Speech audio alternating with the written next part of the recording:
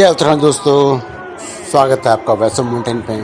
देख रहे हैं आप पहाड़ों की आवाज़, घर घर की आवाज़। आज खबर धुमाकोट से। जिस तरह से आप जानते हैं कि 500 साल के बाद एक ऐसा ऐतिहासिक दिन हिंदुस्तान के अंदर रामलला का भव्य मंदिर का निर्माण होने जा रहा है।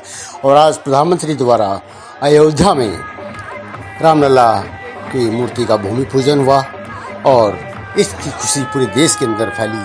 और इससे अछूता हमारा पहाड़ भी नहीं है। धुमाकोट में आज भाजपा मंडल के कार्यकर्ताओं द्वारा और कार सेवक देवेंद्र भारती द्वारा वहाँ पर खुशी का आयोजन में वहाँ पर एक कार्यक्रम आयोजित किया गया, जिसमें पटाखे छोड़े गए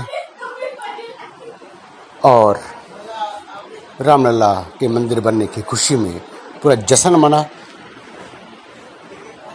लोगों में उत्साह है कि हिंदुस्तान के अंदर 500 साल से चले आ रही है बाबरी मस्जिद का कोर्ट द्वारा आने के बाद ये ऐतिहासिक दिन उन्हें देखने को मिला है, जिसके लिए आप जानती हैं कि कई तरह के लोगों को गोलियां लगी, लोग उसमें स्वर्गवास हुए। लेकिन आज 500 साल के बाद यह भव्य मंदिर बनने जा रहा है, लोग उसके साक्षी हैं। देखें हमारे सहयोगी महिपाल रावत की रिपोर्ट धुमाकोट से। पूरा क्षेत्र आज उत्साह में बना हुआ है। आप यहाँ से देख सकते हैं आज धुमाकोट में भी पहले रामलला का वहाँ पे खुशी मनाया गया, जश्न मनाया गया यहाँ पे राम भक्तों के द्वारा। और रैनी डांडा में आप देख सकते हैं हो चुका है पूरा माहौल।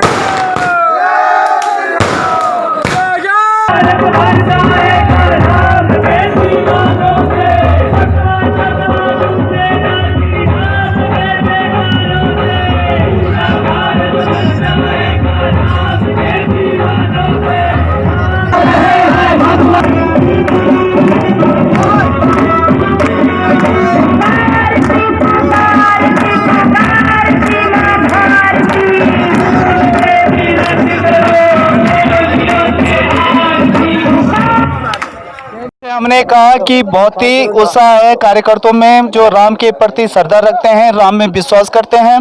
और पूरे हिंदुस्तान के आराध्य देव का आज भूमि पूजन फैजाबाद अयोध्या में हुआ है। तो आइए कुछ राम भक्तों से पूछते हैं यहाँ पे। आपको सबसे पहले नाम क्या है आपका? संजय रावत। तो संजय रावत जी, आप इसको किस ढंग से देखते हैं आज का माहौल को? आज के माहौल में तो हमें ठीक ही लगता है, लगभग सब राम भक्त यहाँ जुड़े हुए हैं साथ में, बहुत दूर दूर से आए हैं राम भक्त।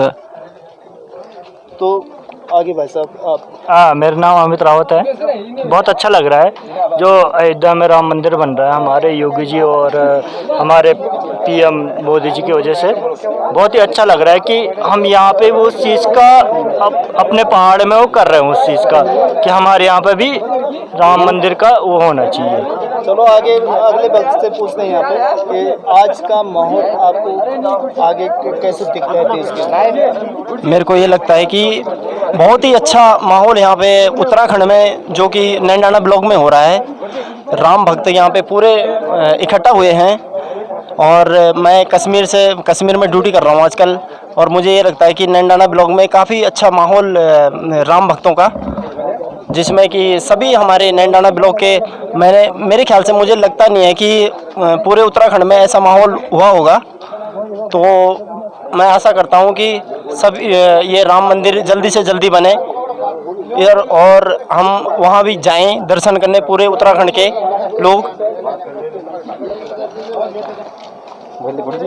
जैसा कि हमें पता है कि आज राम मंदिर की नींव रखी जा रही है, ये हमारे लिए एक बहुत ही हर्ष और उल्लास का माहौल है। मैं एक जनरल ये बोलना चाहता हूँ कि ये हमारे लिए एक बहुत बड़ी सक्सेस की बात है। सक्सेस एक बार में मिलना बहुत आसान है, और इस चीज़ को बरकरार रखना ये एक बहुत बड़ी जिम्मेदारी है। तो मैं सब लोगों से यही अनुरोध करना चाहता हूँ कि इसे बनाए रखें, क्योंकि मुसलमान भाइयों के मुंह से मैंने ये सुना था, बहुत भाई लोगों को मैंने ये कहते हुए सुन लिया कि वो बोल रहे थे आज जो वो है सत्ता है वो तुम लोगों के हाथ में है और तुम अपने अनुसार कर रहे हो। जब हमारे हाथ में ये सत्ता आएगी तो हम फिर अपने ही ढंग से इसको क्या करेंगे, आपके सामने प्रस्तुत करेंगे। तो मेरे आपसे यही अनुरोध है कि इस सक्सेस को बनाए रखें, बरकरार रखें। हमने सक्सेस तो पा ली है लेकिन हम इसको क्या करें, बनाए रखें। धन्यवाद।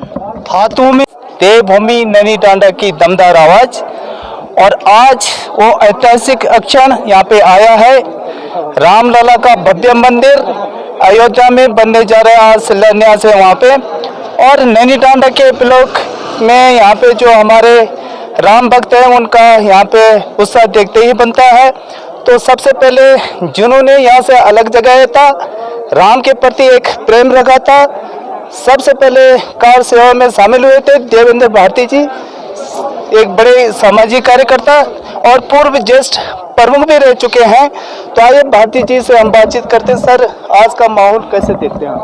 आज का माहौल बहुत अच्छा है, और जो लगता था एक बार कि बहुत असंभव कार्य है और अपने जीवन में जीते जी देखेंगे कि नहीं देखेंगे, आज जिस काम के लिए हमने संघर्ष किया था उसका परिणाम हमारे सामने है, तो बहुत आनंद की बात है। सर, उस जमाने में जब बहुत कम हुआ करते थे लोग, राजनीति से नहीं जुड़े हुआ करते थे, लेकिन आप अयोध्या तक गए राम जी की यात्रा में, तो उस समय आपको कैसी फीलिंग हुई थी? देखिए, सन 84 में दिल्ली में था मैं। उस समय मैं करीब 9वीं 10वीं में पढ़ता था, तो तभी से मैं संघ की शाखाओं में जाया करता था। वहीं से इन सब बातों की जानकारी मिली।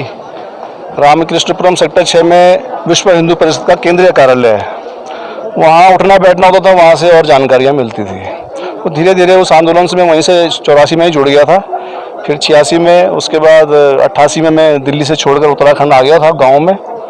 उत्तराखंड में आने के बाद फिर सन 89 से मैं सक्रिय हुआ इस आंदोलन में, इस क्षेत्र में। 90 में गिरफ्तारी दी थी जब मुलायम सिंह जी की सरकार थी और कई कार्यसेवकों की उन्होंने हत्या करवाई थी। हम देहरादून में FRI जो है वहाँ पर स्कूल को एक जेल के रूप में परिवर्तित किया गया था। 2 लोग हम इस विकासखंड नैनीताल से गए थे। उसके बाद सन 92 में मैं यहाँ से अकेला कार सेवा के लिए सीधे अयोध्या पहुँच गया था। 2 दिन पहले पहुँच गया था, 2 रातें और 3 दिन मैंने वहाँ गुजारी थी। और वो जो ऐतिहासिक क्षण थे उनको हम भूल नहीं सकते थे। वहाँ पर प्रत्येक अयोध्यावासी एक ही बात कहता था कि आप लोग आए हैं, इस बार इस काम को निपटा के जाएं, अभी नहीं तो कभी नहीं। अगर इस बार आपने नहीं किया तो भविष्य में कभी मौका नहीं मिलेगा। क्योंकि कल्याण सिंह जी की सरकार थी, कार सेवकों पर गोली चलाने का आदेश नहीं था। गोली तो रही बात दूर, कोई लाठी भी नहीं चली। हालांकि कार सेवकों को रोकने के लिए बहुत आह्वान किया गया था मंच से, परंतु कार सेवक एक ठान के आए थे देश भर से, लाखों लोग, और उन्होंने उस बाबरी ढांचे को देखते देखते ही ध्वस्त कर दिया। 2 ढांचे ध्वस्त हो गए थे, तीसरा जो बड़ा ढांचा है बीच का वो ध्वस्त नहीं हो रहा था। इतने में मंच से हनुमान चालीसा का पाठ किया गया और हनुमान चालीसा समाप्त होते होते ही वो जो बीच का ढांचा था वो भी ढह गया था। तो सर, मैं यहाँ पे पूछना चाहूँगा कि रामलला को राजनीतिक गलियारों से गुजरना पड़ा, राम के नाम से कई यहाँ पे राजनीति हुई, तो इसको आप आज किस ढंग से देखते हैं? देखिए, शासन सत्ता राजनीति से चलती है। विश्व हिंदू परिषद ने प्रत्येक राजनीतिक दल से, प्रत्येक राजनेता को व्यक्तिगत रूप से चिट्ठी लिखकर अपने इस आंदोलन के लिए समर्थन मांगा था। और राजनीतिक रूप से भारतीय जनता पार्टी सबसे बड़ी पार्टी रही, उसके बाद शिवसेना रही, ऐसे एक छोटे मोटे दल और रहे जिन्होंने अपना राजनीतिक समर्थन दिया। और भारतीय जनता पार्टी के हाथ में लगभग इस चीज़ की बागडोर रही। आडवाणी जी ने उसको बहुत अच्छी तरह से निभाया। उस समय नरेंद्र मोदी जी भी बहुत युवा अवस्था में थे, बहुत सक्रिय थे, प्रवीण भाई तोगड़े जी थे, ऐसे अनेकों कार्यकर्ता उस समय जुड़े थे।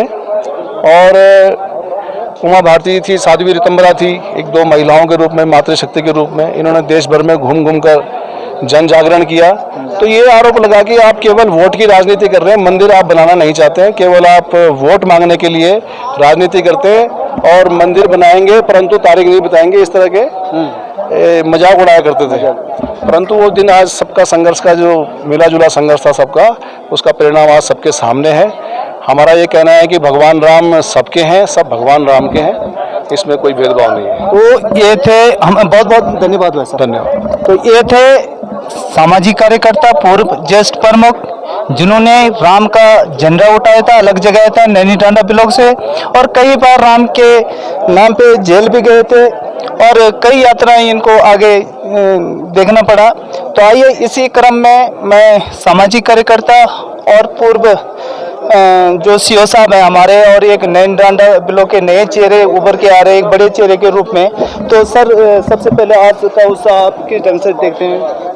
ये देखिए, हमारे लिए बहुत खुशी का अवसर है ये कि लोगों के 500 साल पुराना हमारा ये है। आज मैं समझता हूँ कि आज ये हर हिंदू के लिए 500 साल के बराबर जो दीपावली होती उसके बराबर ये आज अकेला है कि जो आज के दिन का जो है हमारे दीपावली है ये।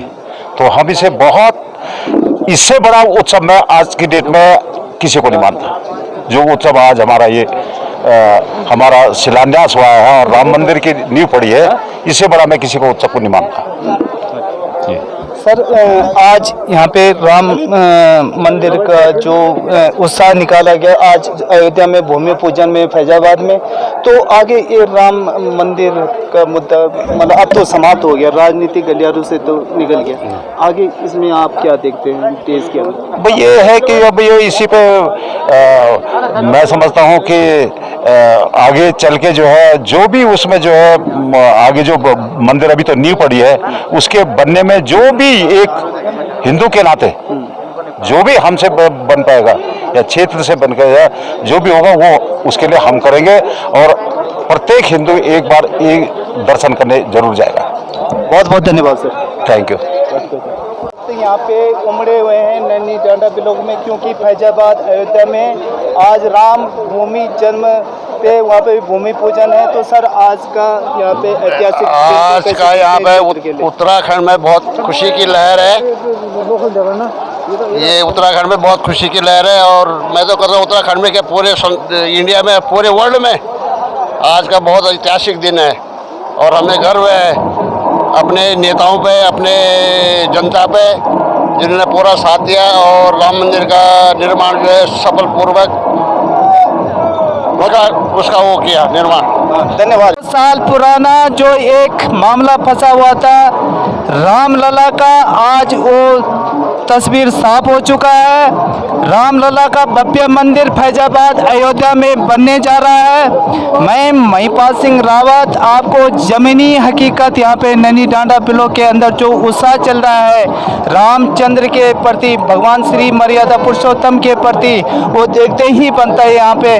तो इसी प्रकार की जमीनी हकीकत के समाचारों के लिए आप वॉइस ऑफ माउंटेन को देखते रहिए, क्योंकि इस क्षेत्र का फेवरेट चैनल आपके पास आपके बीच आता रहता है, आपके सुख दुख में शरीक होता रहता है। तो इसी प्रकार के समाचारों के लिए हम नई जगह पर नए व्यक्ति से बात करेंगे।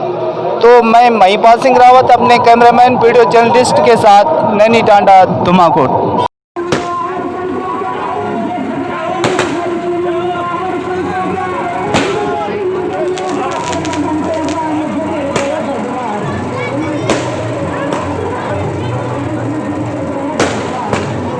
उत्तराखंड आप देखना छो पहाड़ों की आवाज, गांव की आवाज, घर घर की आवाज, पहाड़ों की सच्ची खबर देखना को हम प्रतिबद्ध छो।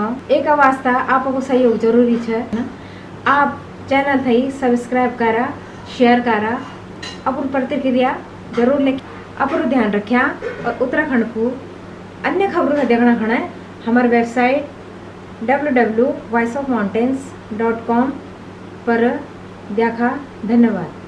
वाला दीनू ते से की संभालियावा ए जावा